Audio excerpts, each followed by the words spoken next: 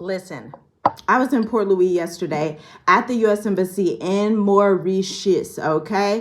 An island nation off the coast of Madagascar in Africa. And I want to break down to you what I heard about Americans living abroad, what's going on for Americans in Mauritius, and what is going on for people who are renewing their passport, getting a second passport. And we had such a phenomenal drive down there to the main city. Let's actually pop it up right over here so that you can see the views, because it's just epic. I just love driving through Mauritius, seeing the different views, seeing the different scenery, seeing Port Louis, the palm trees, but also these little nooks and crannies with different malls and stores.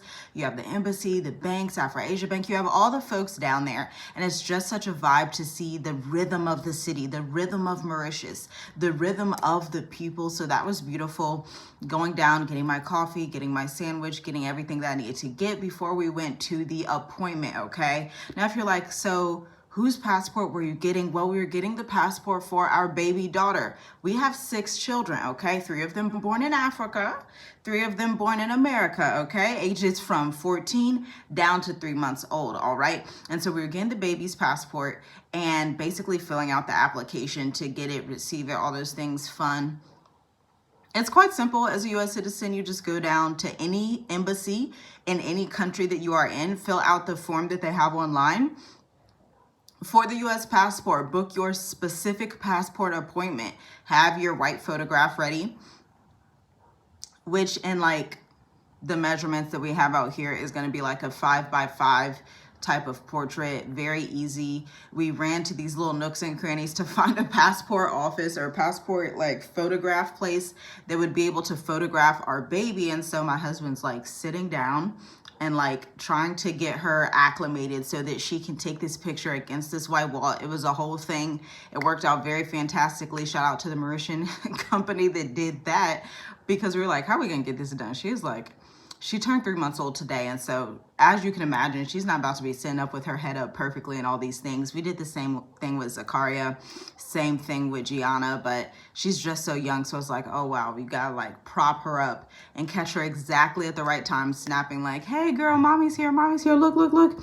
So she's looking at me and ended up looking directly at the camera. You know, you gotta work together. We had a team of 4 people, me, my husband, and the 2 people in the Mauritian photograph little studio shop thing. Such a vibe, right?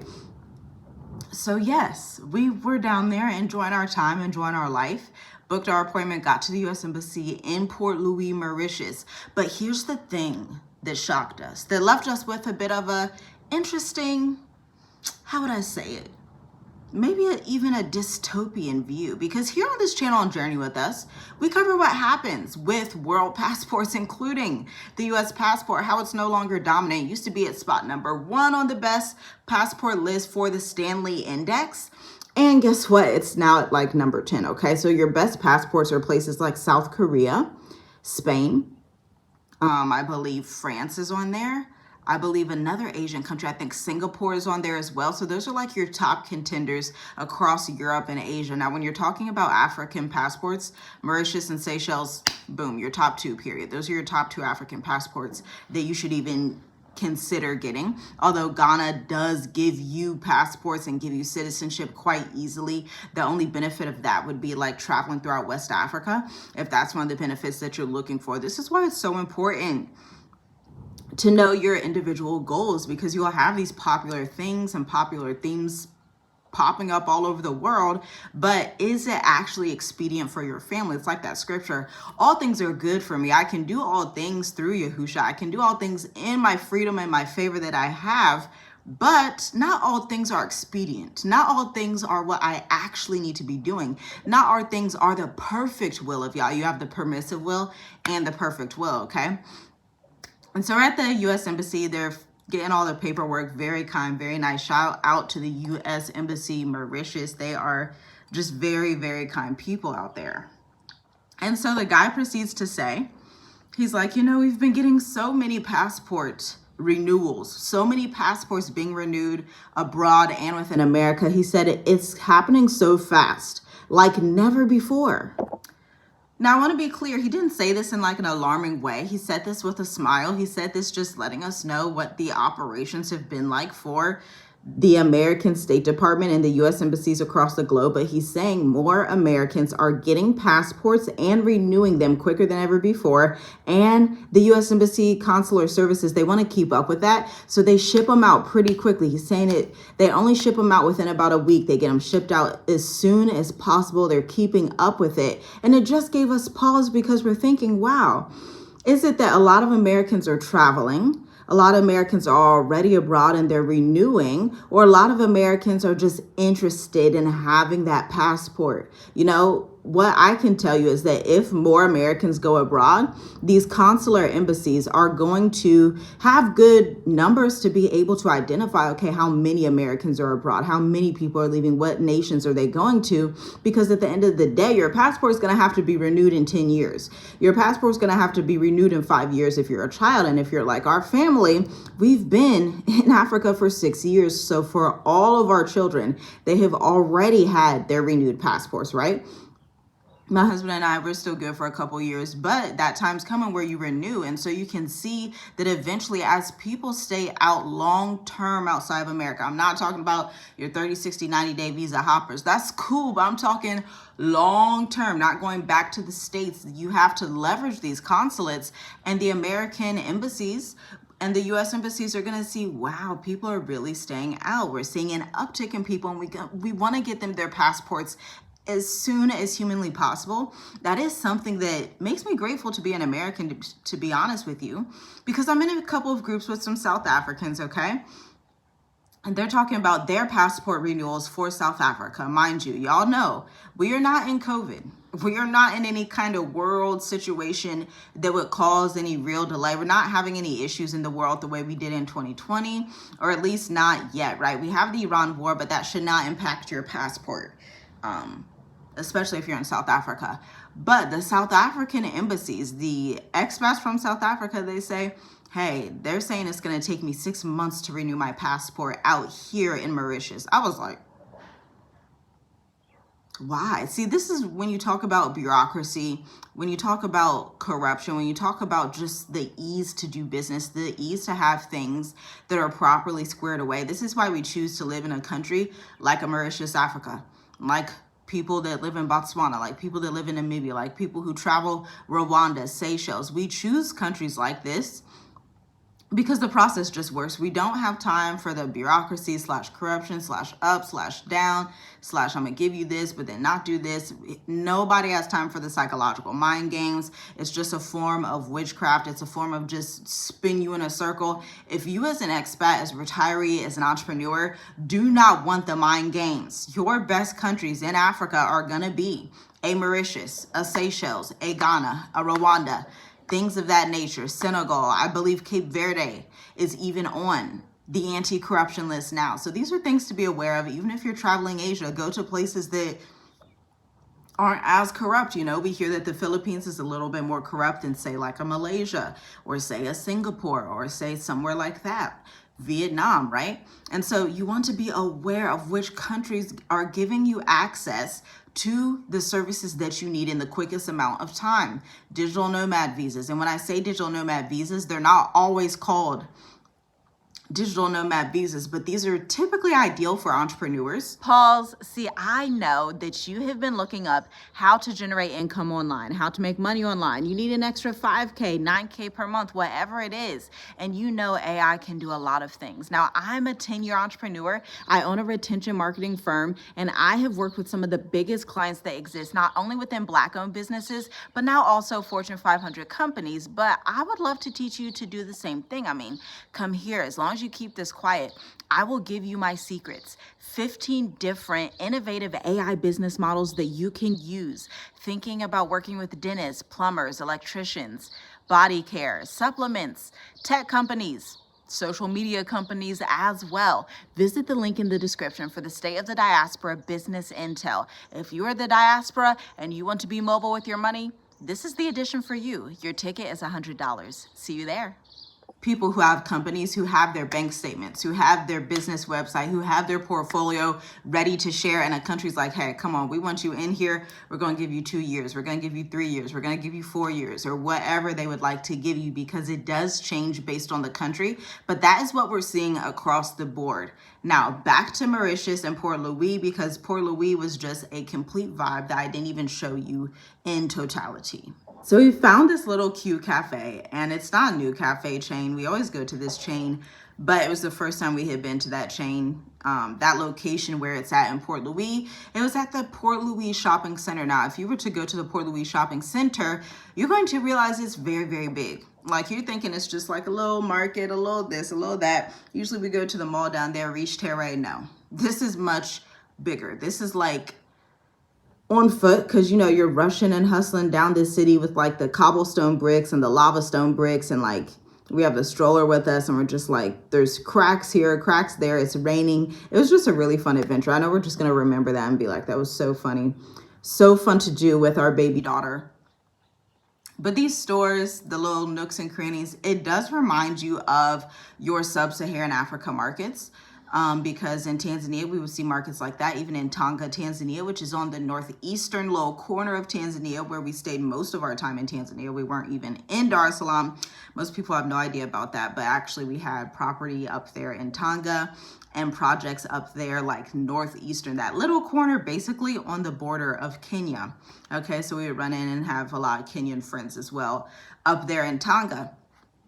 But even in Tonga, there were just these certain little stores, and there would be like a strip of a street, and then these tiny, you call them dukas in Tanzania. That's like the Swahili term, but it just means store. But usually when you're referring to it, it's like as small as like a mini garage. If you can picture like 7 mini garages back to back down the street, people renting out those mini garage dukas, having products and services and whatever in those. Same thing down there in Port Louis. They have those little mini stores that look like these mini garages that have perfume, lip gloss, tech stuff, clothes, stuff from China. So you get to see Chinatown, you see all the things, print shops, different food shops. Then you continue down the road and there's like a bigger mall that's not a super prominent mall, but it's just like a random shopping center. But the shopping center is so beautiful with the food court, the stores in there. Then you go over the bridge. It was just really, really fun. It was a very nice vibe. If you are coming to Mauritius, definitely go down there. You can get some really nice photos down there. You'll just have a lot of fun. The food is good all over the island, to be honest. The food in Mauritius is fantastic. Like, you do not have to worry. It's fresh, it's delicious, it's all the things. And Port Louis just gives you the rhythm and the feel of Africa and India combined, of a sub-Saharan Africa and India combined, of maybe a Mozambique, if you will, maybe a Tanzania, if you will. I say that because the people that had been both indentured servitude, people from India and from Austronesia and all these places, Polynesia, to slide over to come this way, same, have mixed up with the people from Africa, Mozambique, Tanzania, Kenya, Mayo, places like that on the Swahili coast to make what a Mauritian is. And so those are the people that you see down there. It's just very rich, very fun, very welcoming. You can walk out there with your phone. Like, I wasn't the only person walking out there with my phone. Somebody had their tablet literally just on the street. And it's like, what main city can you do that in? You can't do it in Dar es Salaam, I'll tell you that. You can't do it in most cities in Africa, if not just the entire world. Like, but Mauritius is so safe and so, I don't even want to say pure in that way, but there is a level of purity that you just don't really see. A level of innocence that you just don't really see in a lot of African countries or a lot of Western countries. You just don't see it that much in the world. That's what makes Mauritius a rare gem, where you're just going on. It's like, wow, nobody's grabbing your phone. Nobody's doing anything. Nobody's really even paying attention. I also love that, because as foreigners, you may go to somewhere on the continent. You may go to somewhere like the Philippines, and everybody's like, oh, you're an American, you need to pay more. You're an American, I'm gonna charge you extra, extra, extra. And it's just, you don't get that vibe. You don't get that clingy, like, hey, you're an American, give me money. Now, you may go to a shop and you're like, I don't think that's the right price, right? And you just decide to leave. But it's not this clingy, dragging you type of sensation, pulling at your arms type of sensation.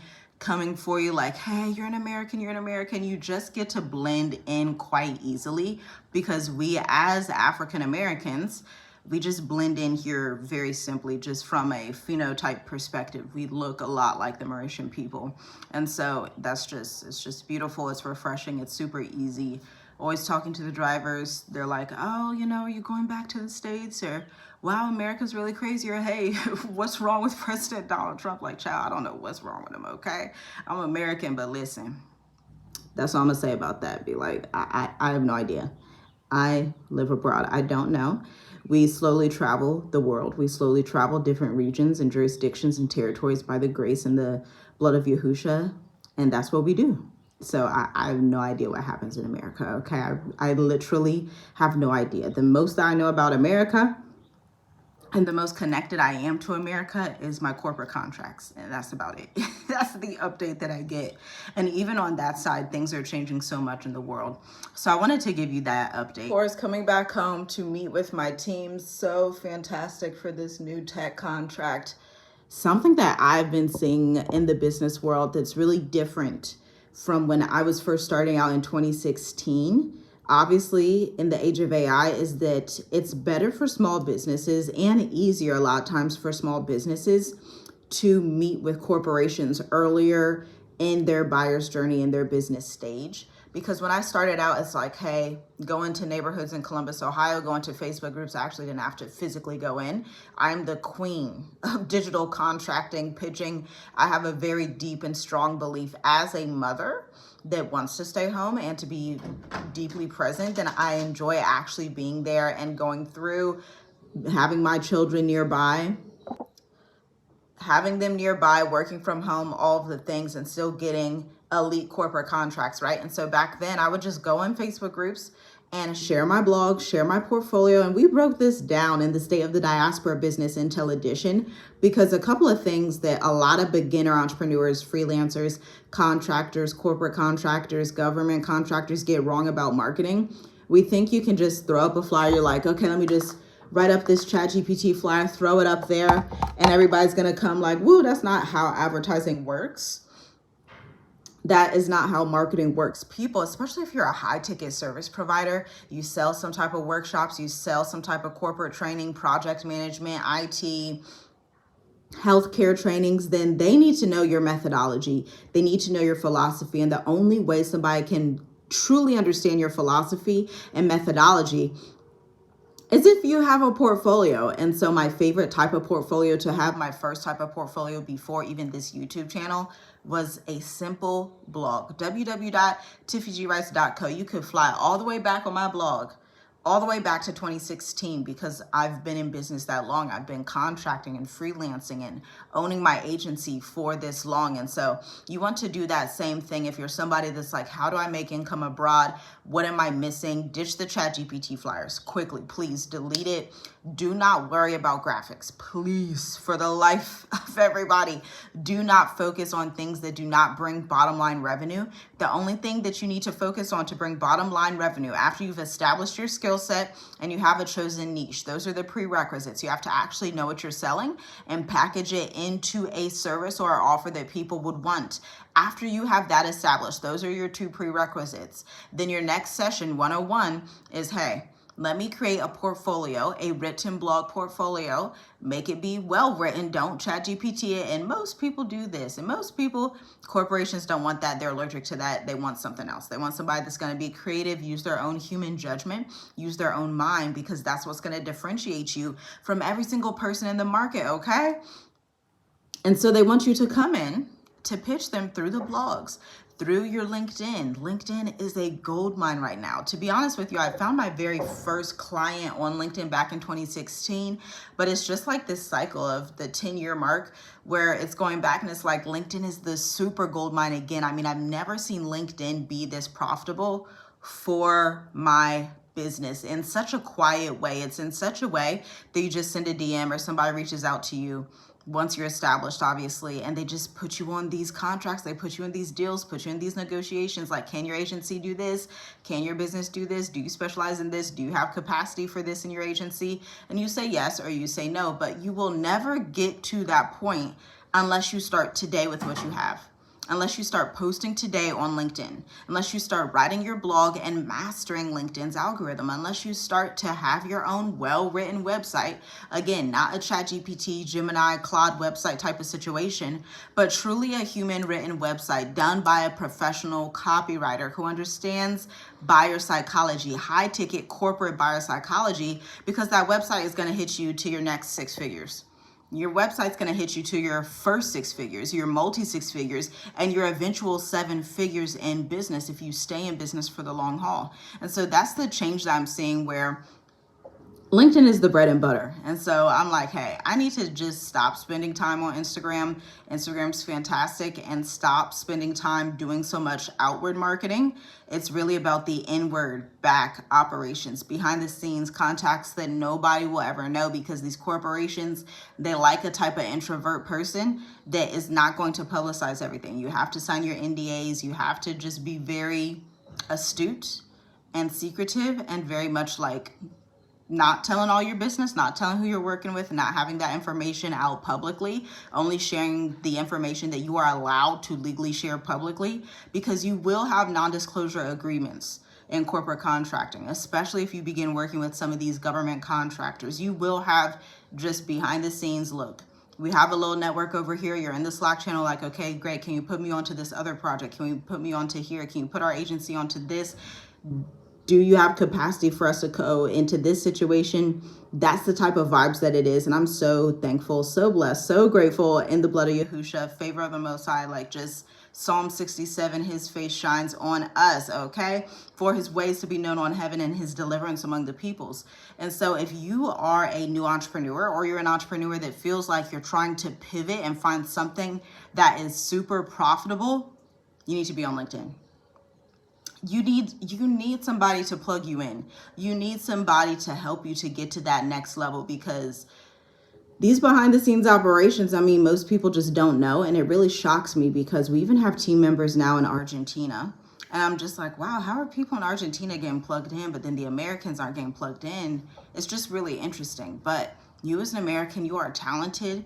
You have the right talent. You have the right skill set, but you probably don't have the right market position.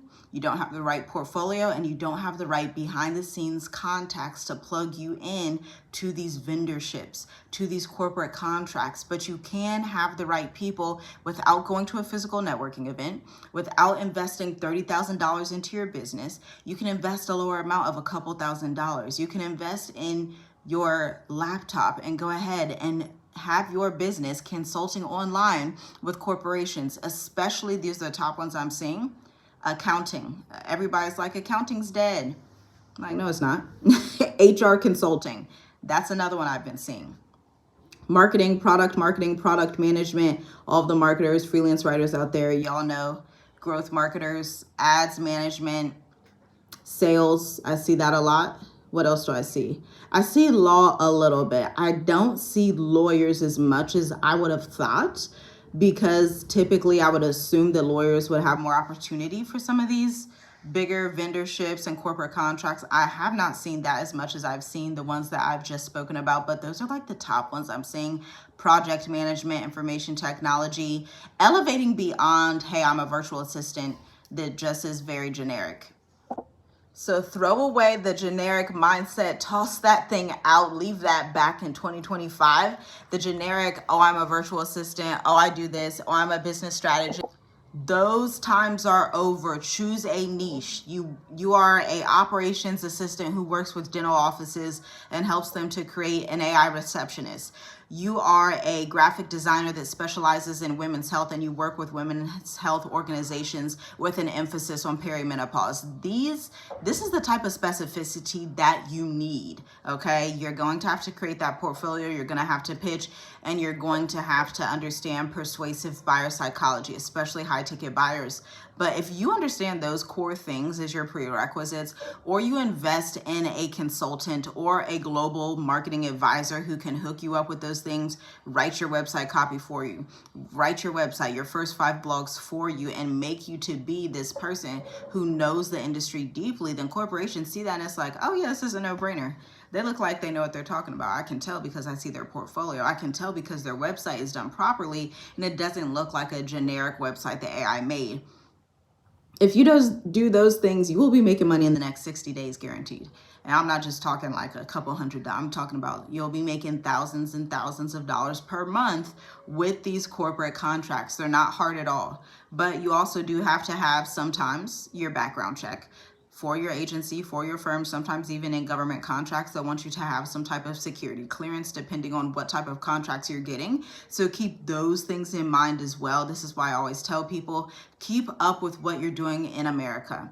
When you move abroad, don't like demolish everything that you had in the States. Let that be your stepping stool, your ladder to your international consulting firm, so you can come in and consult with these corporations on Zoom. And you may think, oh, they would only want to meet in person. They do not care about meeting in person.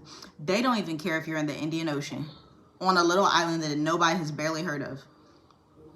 How do I know I'm in these rooms? I'm in these channels speaking to people. I'm literally doing it right now and have been for 10 years. And the only thing they care about is, can this person solve the complex problem that I have right now?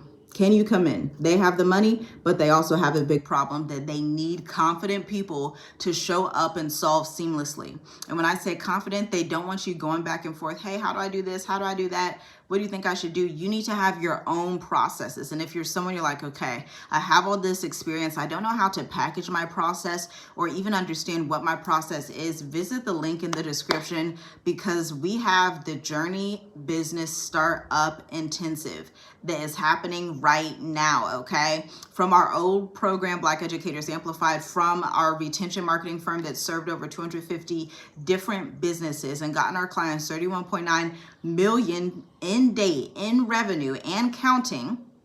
We are now doing the Journey Accelerator, okay? Business startup, packaging, service, entrepreneurship, so that you can survive in the age of AI, so that you can thrive. Because these jobs, they are going to continue to leave. But the people who survive are those who, one, understand AI, and two, know how to package their services and products, bring it to the market, and connect with those corporations that already have VC capital, venture capital funding of 10 million.